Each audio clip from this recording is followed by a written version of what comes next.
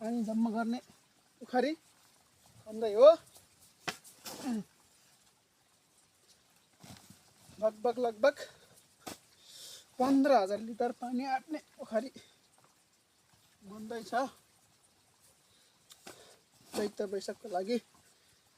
वैशाख जेठमा पानीको अभाव हुन्छ मकैबारीमा लाउन खेतमा लाउन। विशेष गरी अब मकै छरे मकै पानी परेन भने पानी लाउन पर्छ। वैशाख जेठमा मकैलाई पानी लाउनको लागि पोखरी खन्दैछ है झम्की झ्याम। यसरी